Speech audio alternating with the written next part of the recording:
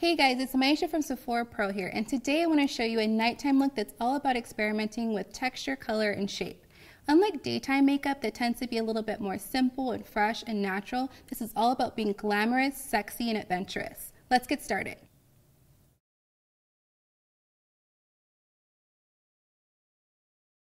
I already prepped my skin with skincare and a silicone-based primer. And even though I'm oily, a silicone-based primer is really good to fill in any texture and pores that I have. I am using a full coverage foundation, and the reason being is I want something to balance out the dramatic eye that I'm going to be doing later. So to amp up my complexion, I'm going to highlight and contour.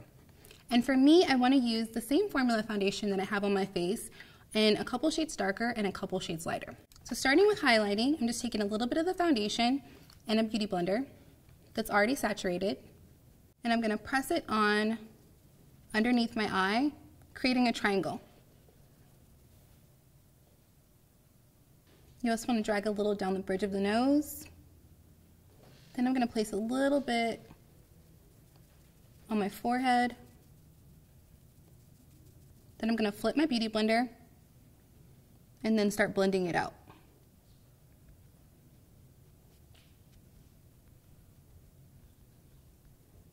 Okay, so it's almost blended in, but I'm gonna move on to my contour before I perfect it.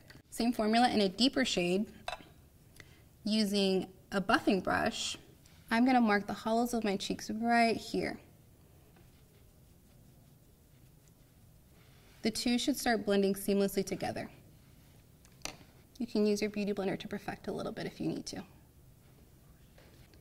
So I'm just gonna emphasize my jaw by going right underneath. If I had a larger jaw that I wanted to minimize, I would almost cut it off with the contour and shape it how I wanted to. And I'm going up and down on my neck to get a nice blend.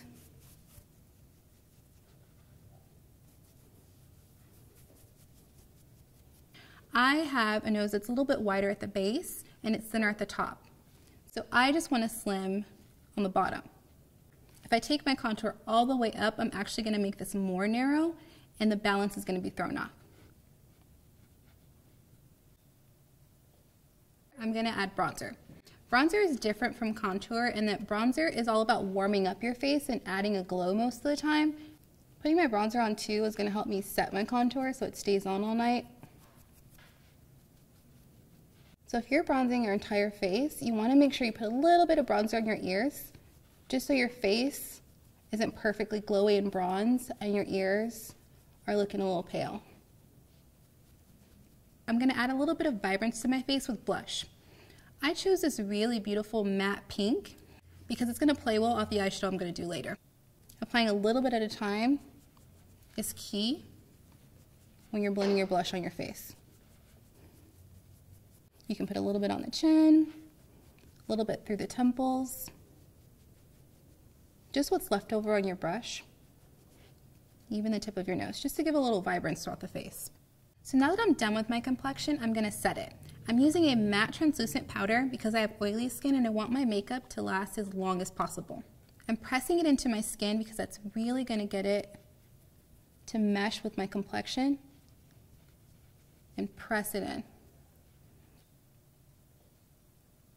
Before I start with any eyeshadow, I want to address my brows. I'm going to start with a nice brow pencil. It's very thin and precise, so it's going to draw the most natural looking brow hairs. The first thing I want to do is brush my brow into place.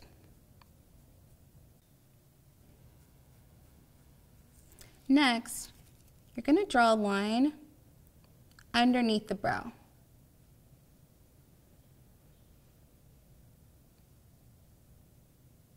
So now that I have my guide, a line from here to here and here to here, I'm going to go in with powder. I'm using this caramel brown shade because I like the way it hits against my skin. It's not too ashy, it's nice and warm.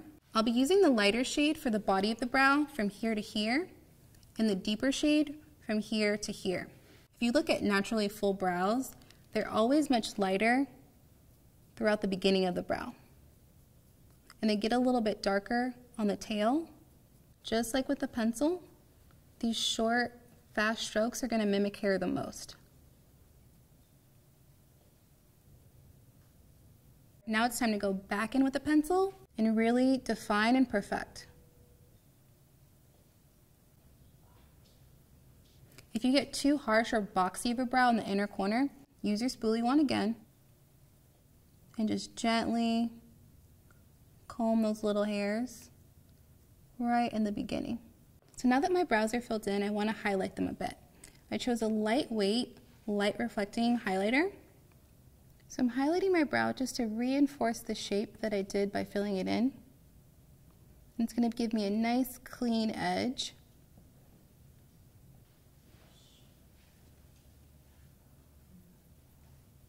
So now that I'm done highlighting my brows, I'm going to be using a thickening brow gel. I want to brush the hairs upward just to get them nice and saturated. This is important for someone with thin brows because it's really going to bring volume and density to your brows. And now that I've brushed it upward, I'm going to brush it over to the side.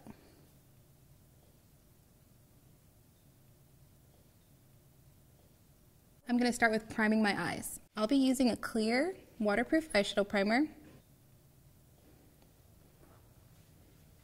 and applying it with my ring finger. You also want to prime your lower lash line as well as your inner corner. So now I'll be moving on to eyeshadow.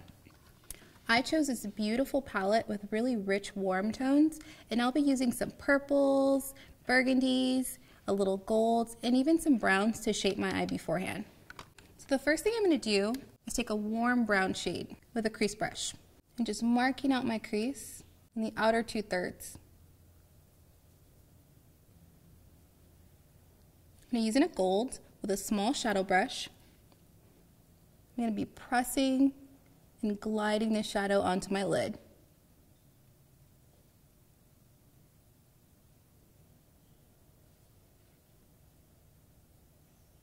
I'll take my crease brush again and just blend the two together with the same motion. So now that my gold is blended into my crease color, I'm going to go in with a burgundy color with the same crease brush and really make my crease nice and dramatic. So now I'm going to give my outer corner some definition. I'm going to go in with a really nice deep purple shade and a precision smudge brush. And I'm going to draw a little triangle in the outer corner of my eye. And I'm pressing it on with that same crease brush. You're going to go back and forth with that same motion we did with that first brown color, except you're going to go down a little bit and slightly guide your brush over the entire triangle you just did. Okay, so now I'm going to take that same purple and rim my lower lash line. That same pressing motion to avoid fallout.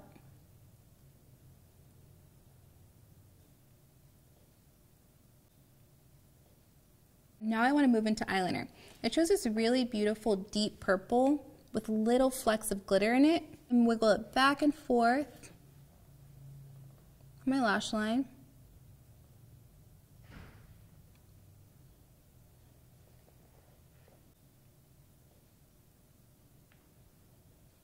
I'm going to take a liquid liner and just add a little bit of a wing on the end, following the angle of my lower lash line as a guide. I want to move into mascara. I chose a formula that's thickening, lengthening, and everything in between. I'm going to coat my lashes, top and bottom both. Then I'm going to push on the base and wiggle upward. So now that I'm done applying my mascara, I'm going to go in with my false lashes. So I've already applied a little bit of glue on my lash, and I'm going to place it right in the middle. I'm going to press it on, clamp it with my 2 fingers, and just press it into place. If you find that your fingers are a little too big to get where you want them to, just use a small angled brush like a brow brush and just press it into place. The corners are the most important parts to get. The stickiness of my mascara meshes them together.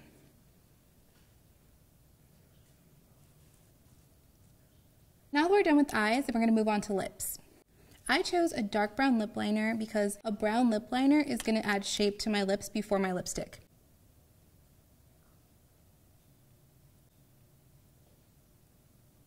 Line your lips and blend it in with your finger. I chose this baby pink color for my lips because my eyes are a little bit dramatic, so I wanted something a little bit softer on my mouth.